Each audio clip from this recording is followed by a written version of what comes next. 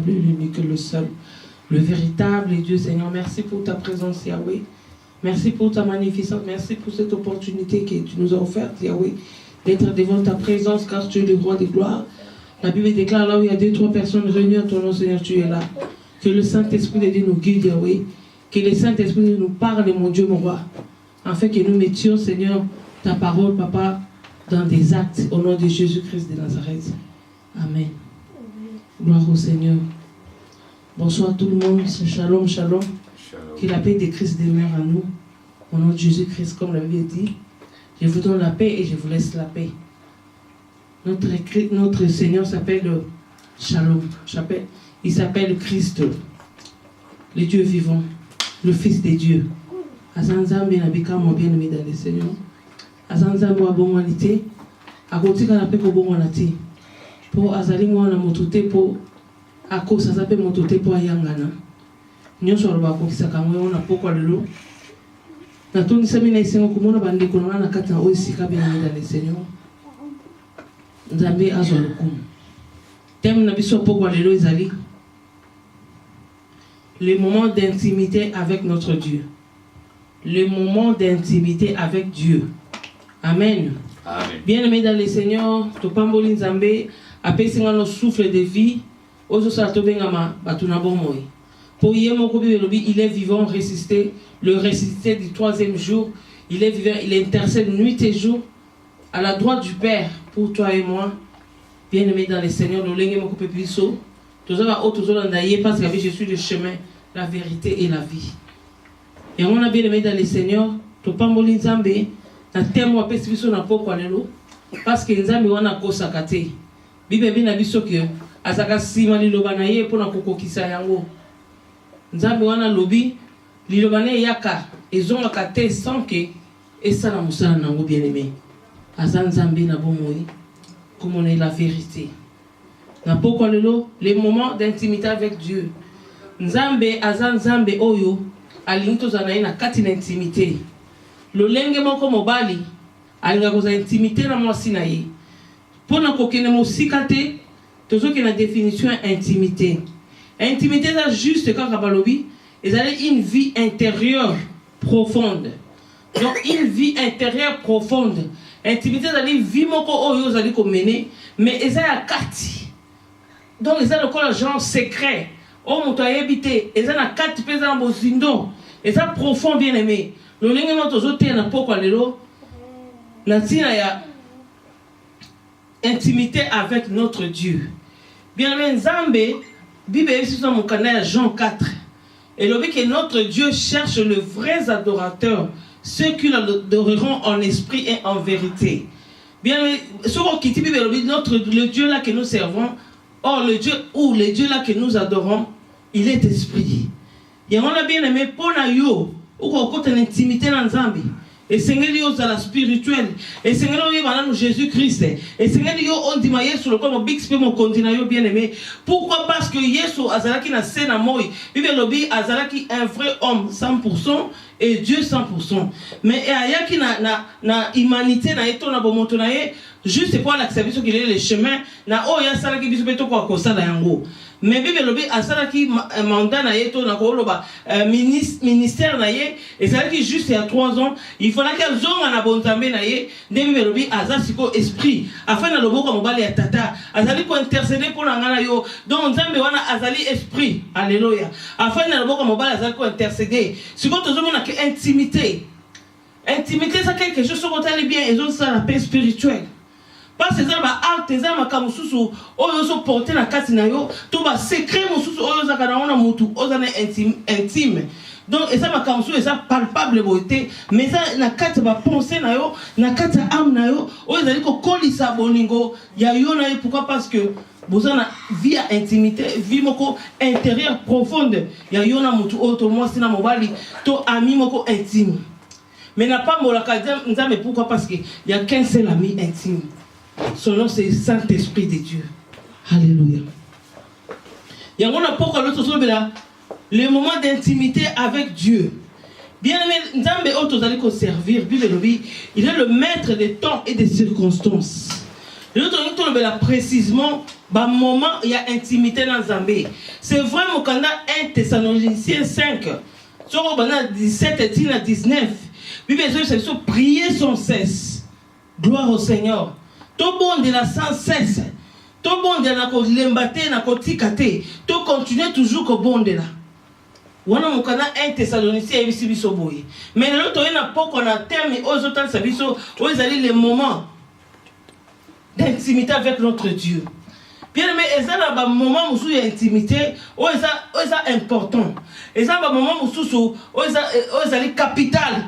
Il y a yoko, il y a dans ma bolongo na yo, liboso na Nzambe, na kati na intimité, na Nzambe wana po ayoka yo, yo pe oyoka ye. La vie de prière, yon tozo benga. Prière demande. Prière, vie à intimité, bien aimé, yo moto benga mi mona na Nzambe. On a besoin qu'on a vie et intimité dans Nzambi. Pour nous que musikate, le quoi toujours dans les moments. Or on a 4 moments toujours on attend. On a 4 attentes toujours on a heure, toujours on a minute, toujours on a seconde. Nzambe la besoin de quoi ça Nzambe il y a temps et circonstances. Ceux qui dans ligne le ko beta c'était na tina ba moment nini auto ko kota ka mingi na intimité dans Nzambe parce que Nzambe on a besoin tout passer intimité na ye. Yo ono ba makamu na yo ayoka yo, ye pa yoka yo, ye pe à répondre par rapport à la préoccupation na yo, par rapport à la requête na yo, par rapport à la demande na yo bien aimé dans le Seigneur. Ceux qui toki na musika tout le monde qui exemple wana et pas yemo comme condamnation Jésus Christ. Bible dit que Jésus s'est réveillé très tôt matin, avant l'aurore. Pourquoi avant l'aurore? Donc, aurore est allée tant oyo, to heure oyo moye comme ka bouté comme ka kokende. Tongo comme ka kokota entre deux temps wana de bazobenga aurore. Donc tant mon l'école comme le col mon éclairage était le col mon lili c'est netango wana yesu awana kolamuka pour le kokina intimité liboso papa na yi. Dina ote kolba tout à l'heure ayaki na nzoto pour atali sabiso exemple otoko kolanda. Alléluia. Ya wana bien mis dans le Seigneur, Nzambe wana za Nzambe attend circonstance. Tout le monde même dans mon candidat Daniel, Bible dit que Daniel priait 3 fois par jour. Pourquoi? Parce qu'il a besoin, il y a côté d'intimité dans Nzambe. Muto dans l'intimité dans mutumo quelconque. Asa muto ayebi ba penser na ye, ayebi ba souci na ye, ayebi vie azo mener. Pourquoi? Parce que asa trop attaché na muto wana o asolarana tout le temps. Bien aimé Nzamba lingi ata sabiso ba moment ni o intimité, ba moment ni o ko sala ke Nzamba yoka yo pe o yoka e. Soki toki na makomi tokomona na mukanda ya Psaume chapitre nango 5. Alléluia. Tozui ba Bible na biso na mukanda ya Psaume. Gloire au Seigneur. Totangi na mukanda Psaume chapitre 5 verset 3 à 4, je lis au nom de Jésus. Amen. La Bible déclare: sois attentif à mes cris, mon roi et mon Dieu. C'est à toi que je m'adresse la prière. Éternel, le matin, tu entends ma voix. Le matin, je me tourne vers toi et je regarde. Car tu n'es point un Dieu qui prenne plaisir au mal. Le méchant n'a pas de demeure auprès de toi. Tout ce qui nous a bien aimé dans le Seigneur. Tout le monde montre au David, l'homme selon le cœur de Dieu. David a compris qu'il y a un moment où nini a pousse na kadiboso Nzambe. Bible dit le matin, j'écris vers toi. Tu entends mes prières. David a compris qu'il y a un tongo. Et ça veut dire pourquoi on a tracé vie na ye. Na tongo ezatang o bien aimé dans le Seigneur. Mutuno sa bandaka vie na ye. Et Seigneur ko tika na maboko na Nzambe. To boy tena na lobaki na 1 Thessaloniciens 5. Bible dit prier sans cesse. Mais ça n'a pas moment où spécifique. Oh yo mwana Nzambe, oh va peut-être ko établir na vie na yo. Et ça tant o pesa Nzambe, tant o yo Nzamba yebike, tant on na pesa ka rendez-vous na mwana nga, tant on est Fifi Daniel Abenga Kanga, on a qu'à consommer un moment de intimité. Bien aimé dans le Seigneur. Te pousse à la capimine en Nzambe. Pour Nzambe, to senge pa inaye, to poto adorer, poto supplier, et ça va genre belé, il y a ba prière to ko sala. Mais natana sur l'acception intimité moment nini otoko kota na nzambe na intimité. Bible za ko bisa biso ke soko lingo so na nzambe, kota la chambre na yo, kanga porte, fuka mama bolongo, banda ko yebisa nzambe ba posa na yo. Bile nzamba lingi ayoka yo. Nzamba lingi ayoka biso. Na moment nini na moment ya intimité. Oza na itango nyoso na batango ba heure oyo yo pesa nzambe parce que ba heure malamu bien aimé ya moment ya intimité eza po yo yo kaye ya yo kayo eza ba heure nini so totali malamu même tokei na mukanda ya Psaume 134 na botanga na kombo na Yesu na Psaume 134 Bible eza bonisa biso alléluia gloire au Seigneur Bible eza biso je lis au nom de Jésus Amen. Voici, bénissez l'Éternel, vous tous serviteurs de l'Éternel, qui vous tenez dans la maison de l'Éternel pendant les nuits. Alléluia. Pendant les nuits. Élevez vos mains vers le sanctuaire. Bénissez l'Éternel.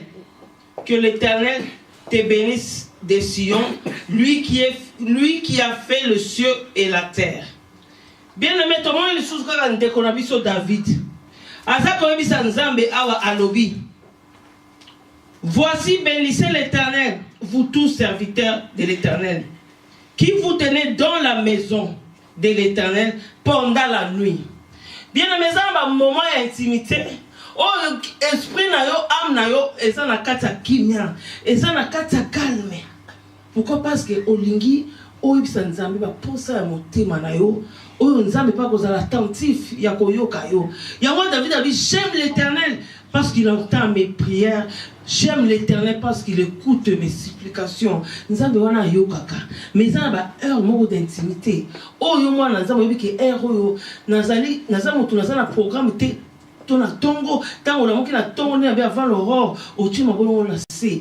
Obandi ko yebisa nzambe. Pourquoi na tongo? Parce que besoin ezali ko yebisa biso ke moyini ayaka na butu, ayeko semer banzete to ivre oyo nzambe na biso sema kite ayaka na butu bien aimé dans le Seigneur pour na koya ko semer bazizani pour na koya ko semer maladie pour na koya ko semer trouble pour na koya ko semer échec ivre donc makambo lolenge na lolenge oyo en dehors de la parole de Dieu oyo en dehors ba promesse nzambe ayaka na ona butu yango na biso bana nzambe nde na bandaki na ebandeli na tongo toza kolamuka po to bana ko tracer chemin tozo na makato kene misala tozo na makato sala makambo to ko sala po na biso moko po na bana na biso na mabota na biso mais déjà moyina yaki asemaki yango na yo mwana nzambe avant l'aurore yo so devancer na kati ba prière yo so continue na kati ya prière obandi ko yebisa nzambe obandi ko détruire na lobi na mokanda Jérémie soko tangi na Jérémie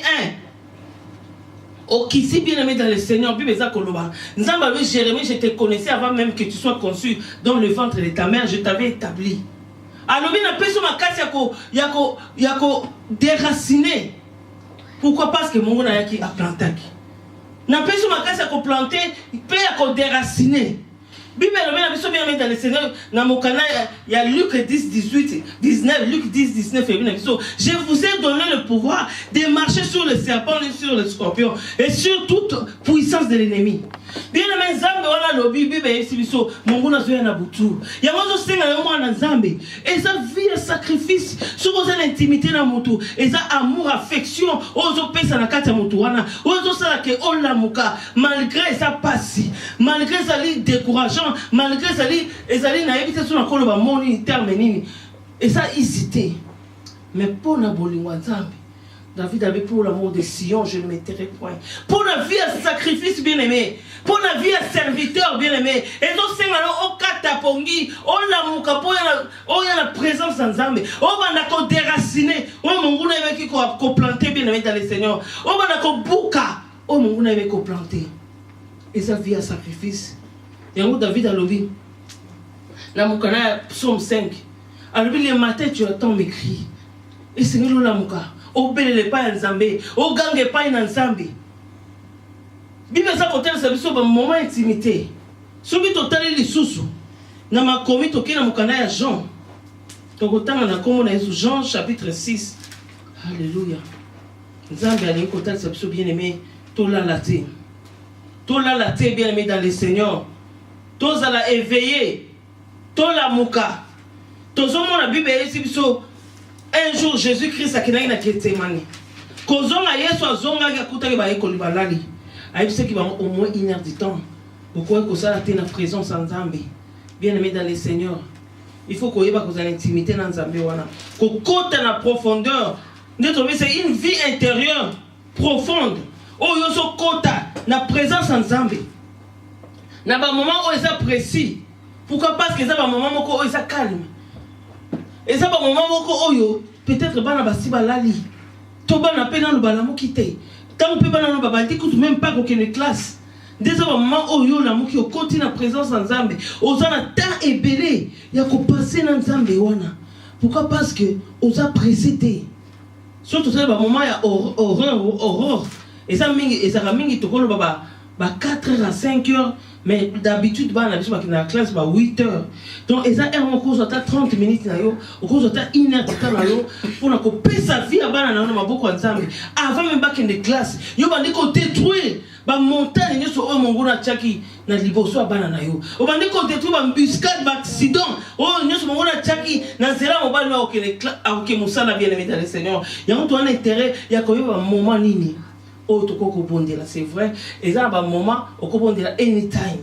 Mais ça ba moment où ezali ndeto lobi précis.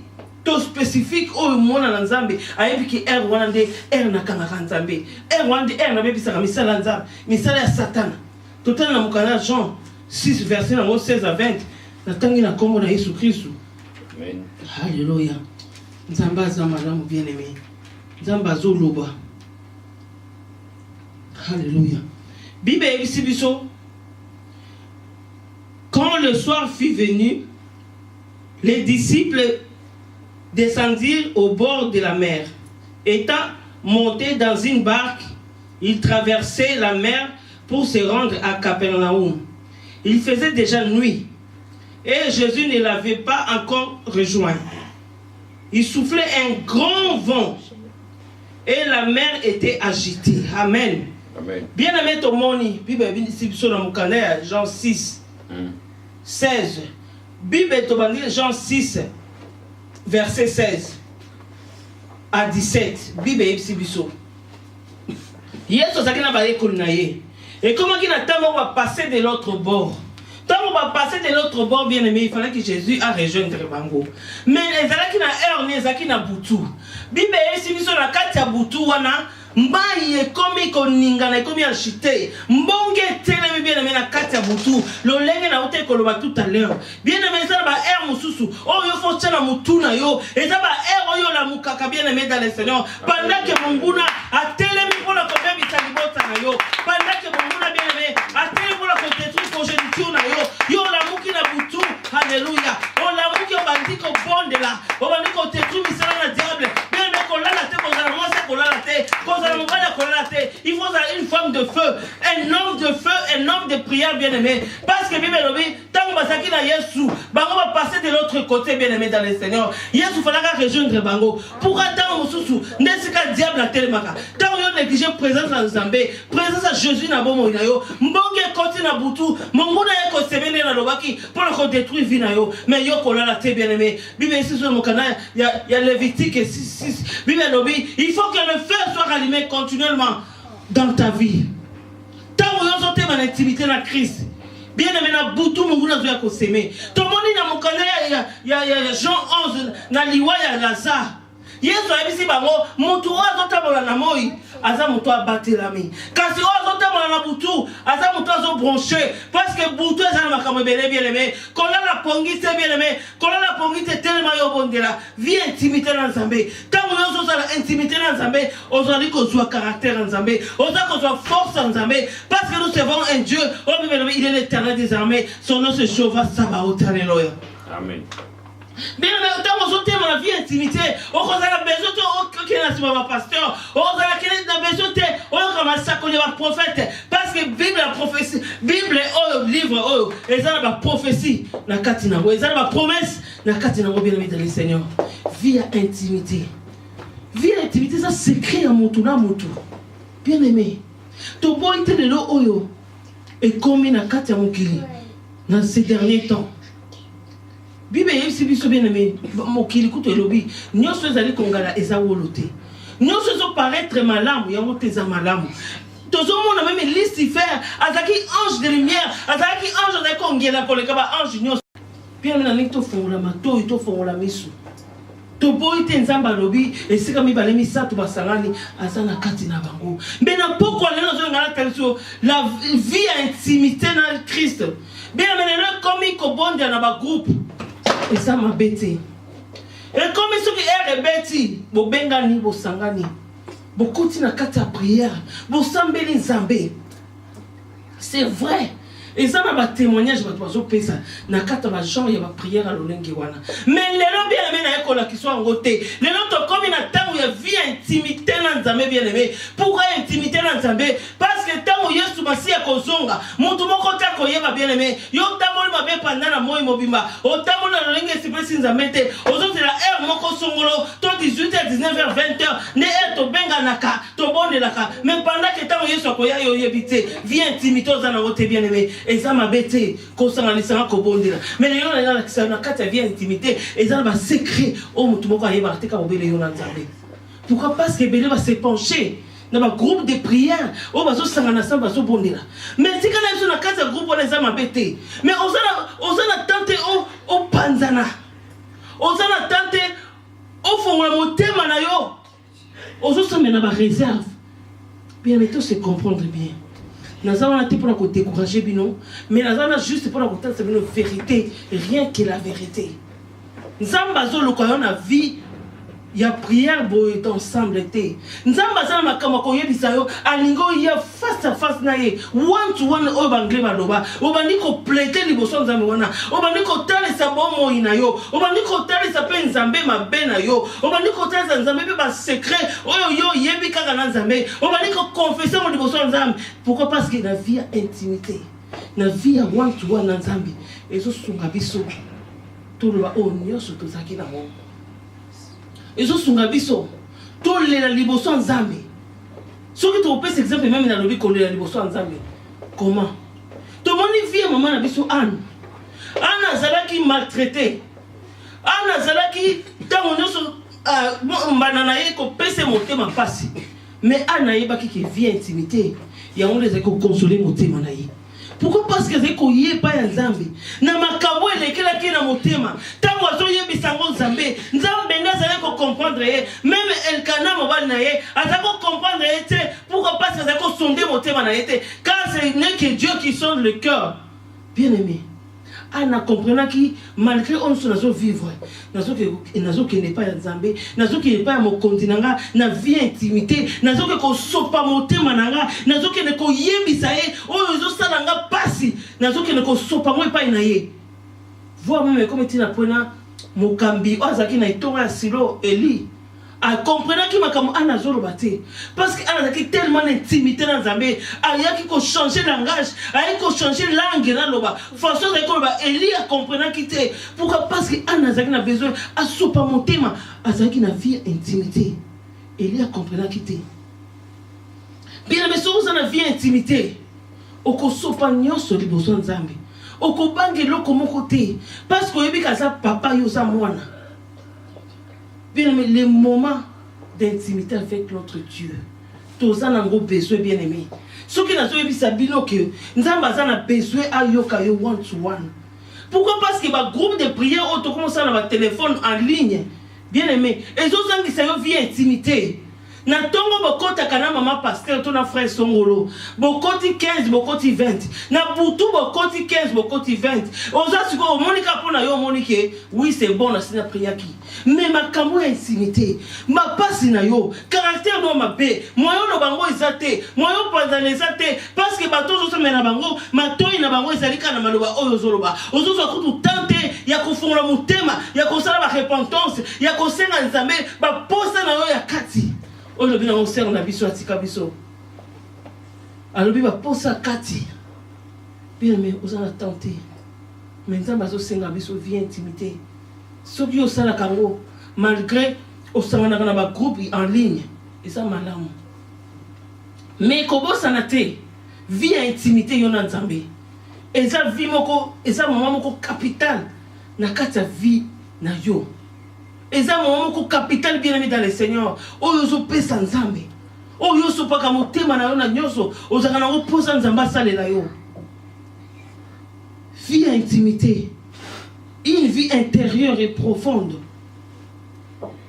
Où nzamba zo zela yo. Bien aimé dans le Seigneur. Ya on la poko lelo. Na iko tal sabiso. Vie intimité na Nzambe. Nzambe wana za kozela yo. Nzambe wana zo zela biso. To s'entretenir na ye. Nzambe wana pesa ka biyano. Alobi azali biyano mituna. Bien aimé. Makamuso gozwango. Et pas abatute. Yango David a dit je suis dans la joie quand on me dit allons dans la maison de l'Éternel, parce que David avait compris auprès des gens à cause de l'autre côté. Il que pas Nzambe de na cause bien aimé dans le Seigneur. Tant intimité par Nzambe, ils ont permettre le bagnonso, ils ont permettre bon de l'autre côté. Mais tant aux ana baninga lisanga za mabete, mais aux sambela na ba réserve, aux côté au côté de l'intimité dans Nzambe, aux côté de ba secret, ya motema na yo na Nzambe bien aimé dans le Seigneur. Mais le na pourquoi lelo Nzamba lingo côté la vie intimité, Nzamba lingo moment ni oh yoko prier nzamba lingo ba moment ni ola mukana tongo bien avant le roi oba na koyo bisa nzambe makamuna oba na ko détruire ba plan so mungu ba projet oya tie na kati ya bana na yo na kati ya mobali na yo na kati ya vie na yo bien aimé ndenge moko peto bina butu tozo na butu ça ta osoko tali bien mungu na zana loko moko te oyakela banguna bazola mukana butu ba musu bazosa ba vie pa pomba bakene koloka bakene kosana mabe eza tana bango te tango eza nzambe na biso moto asala bango ba copier biso sikona tango na bien mais yo suis révélation ya côté pour la contrecarrer ba plan munguna na tango na bien mais dans le Seigneur nzamba pèse au pouvoir ya ko détruire makamu na bango pendant que yo zolala bien mais kola te la muka pourtant on eza bango te zakandeta na biso bana nzambe kola muka ko bondela bien mais dans le Seigneur. Et ça t'a collé mon cacopon de la peau Nzambe na biso yenda za Nzambe a temps et circonstances. Oh yemba nango moi na Nzambe mon musicien na biso. Alors biso ki bango bazali na pouvoir. Nde ba commissaire butu molai pour ba continuer koloka. Mais le ko bazali na pouvoir te, bazali na temps limité. Soki ba moni ke tongo komi kotana, ba bandi ko songa, par erreur pe msu ba yeba kate, ba kangi ya zo local kolanzete. Ba moment intimité. Ya ko contrecarrer banguna. Bien me la muka bondela. Avant l'aurore bondira tchaba nzema boko nzabe bebi sa biloko banguna ba ko tchamba vie na butu la muka bondela pendant que bango bazo sala ba tapage pendant que bango bazo tchaba mitambu na bango yo po la muke baniko briser mitambu na bango na kombo na Yesu Kristo nzambe wana zama la bien aimé dans le Seigneur. Amen, amen. Alléluia, gloire au Seigneur.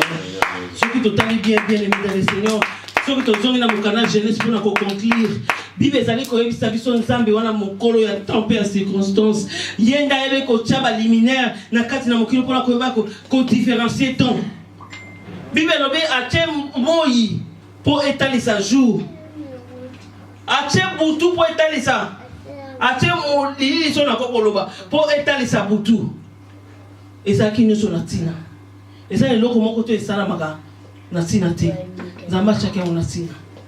Na tongo bien aimé pour l'amour pour bénir journée na yo na butu na moki pour remercier Nzambe pour clôturer butu na yo pe kola la kati na kimia na kombo na Yesu Kristo to betele so maboko pe to bondeli par le nom de Jésus yebisa Nzambe pe so makasi bien aimé na kola moka ko bondela ko pisa pe so makasi ya ko bondela na tongo avant l'aurore fait na butu pour bebisa misa na Satan na kombo na Yesu Kristo alléluia. Oh Seigneur, merci Père de gloire, le Dieu de tout. Yahweh Topamboli Komura Yomo Santo na Lola. Papa, merci pour l'opportunité tant au Pessibiso Nzambe. Yahweh Tikete ma commune à Yolobi, Papa tant Yolo Baka. Yahweh Soki ma commune avec Salamite Zonga Kate Nzambe. Yahweh Totikita on a sel au Boko na Nzambe. Papa na bao nyoso bayaki le Nzambe pambola bango. Bao nyoso waki lo bano Nzambe to kwa kocha na misala papa. Soki zaki bo lembu ma commune avec les faibles disent qu'ils sont forts. Na kombo na Yesu Kristo mwana Nzambe. Kolo Totikita na maboko na Nzambe. Leka na kosunga biso mokondi na nkembo. Yahweh Totiki nyoso na sala boko na yo. Tozongisi Yahweh bandima marché kanamo na sena loboko na Nzambe yondo yebi bango dans le nom puissant de Jésus-Christ de Nazareth. Pétolobi gloire et louange à toi Seigneur Jésus-Christ. Amen.